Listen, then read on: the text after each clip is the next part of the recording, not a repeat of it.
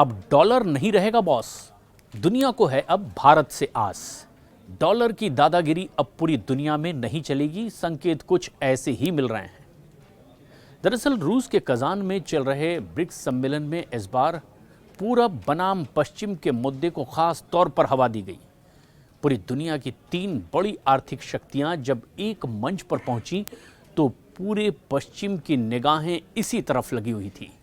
सम्मेलन में भारत, रूस और चीन ने अमेरिका को सीधे तौर पर व्यापारिक चुनौती देने के संकेत इसमें साफ साफ दिए हैं। ब्रिक्स में शामिल देशों में अपनी कारोबार के लिए अब डॉलर की बजाय स्थानीय मुद्रा के जरिए लेन देन की बात कह दी है। इसका मतलब ये हुआ कि भारत इन देशों से डॉलर की बजाय रुपए में लेन देन करेगा और अभी ग्लोबल ट्रेड के अंदर ज़्यादातर ट्रांजैक्शन डॉलर में ही होते हैं और दुनिया को पता है कि कितना बड़ा कंज्यूमर देश भारत है और कितना बड़ा मार्केट भारत में मौजूद है। लेकिन भारत अब रुपए के ज़रिए लेन देन करेगा, डॉलर के नहीं, और ये एक बड़ी अंतर्राष्ट्रीय खबर भी है। ब्रिक्स देशों ने बुधवार को व्यापार बढ़ाने और स्थानीय मुद्राओं में वित्तीय निपटान की व्यवस्था को बनाने के लिए आपस में सहमति जताई है चर्चा के बाद। साथ ही साथ स्वतंत्र रूप से काम करने वाला सीमा पार निपटान और डिपॉजिटरी बुनियादी ढांचे की व्यवहारिकता का भी इसमें बहुत अच्छे से अध्ययन किया गया। बातचीत की गई है कि कैसे भविष्य में ये बहुत अच्छे से ऑपरेट हो सकेगा। ब्रिक्स पुनर्बीमा कंपनी पर भी इसमें सहमति बन गई है। सदस्य देशों के नेताओं ने 21वीं सदी में नव विकास बैंक को एक नए प्रकार से अब बहुपक्षीय विकास बैंक के रूप में यानी कि एमडीबी के रूप में विकसित करने पर अपनी सहमति जता दी है।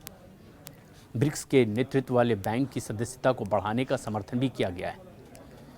लेकिन सबसे खास बात यह है कि इस ब्रिक्स के घोषणा पत्र में 16वें ब्रिक्स शिखर सम्मेलन के बाद जारी घोषणा पत्र में कहा गया कि सदस्य देश कामकाज के स्तर पर स्थिरता बनाए रखेंगे, सुरक्षा बिल्कुल पुख्ता करेंगे और डिजिटल बुनियादी ढांचा क्षेत्र में आपस में संयुक्त गतिविधियों की संभावना भी मिलकर के तलाशेंगे।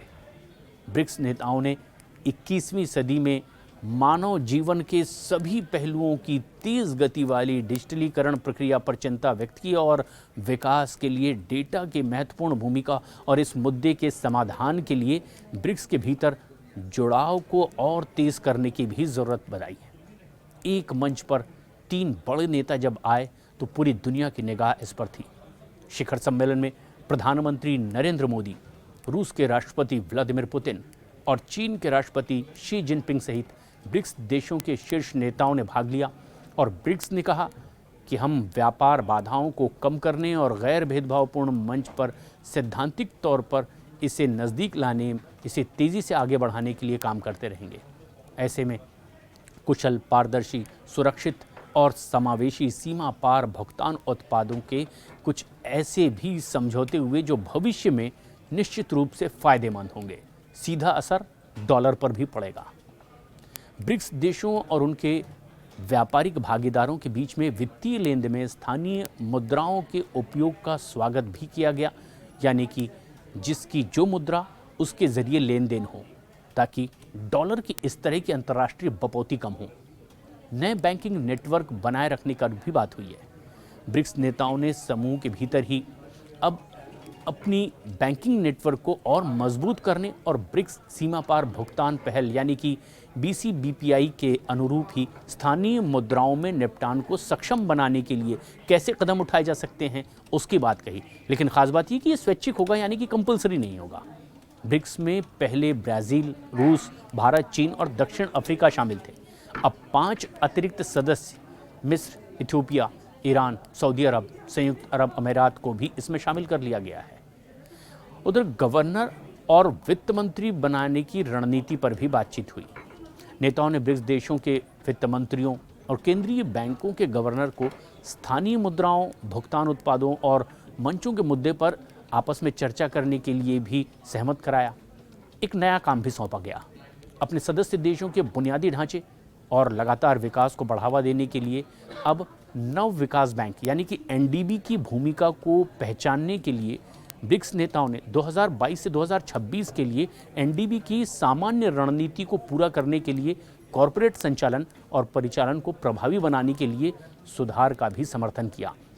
यानी इसमें तय कर लिया गया कि कुछ ऐसे कदम हैं जो दुनिया में आज तक नहीं उठाए गए और जो पश्चिम का एक दबदबा डॉलर को लेकर लगातार रहा, इसे कम कर दिया जाए और इसके लिए अपनी मुद्रा में लेन देन पर सहमति भी बनी है। और इसीलिए भी भारत के ना सिर्फ बाजार को, भारत की मुद्रा को भी अब एक बड़ी ताकत के तौर पर दुनिया देखेगी। इस बेहद अहम खबर पर क्या है आपकी राय, हमें कमेंट्स करके ज़रूर बताएं।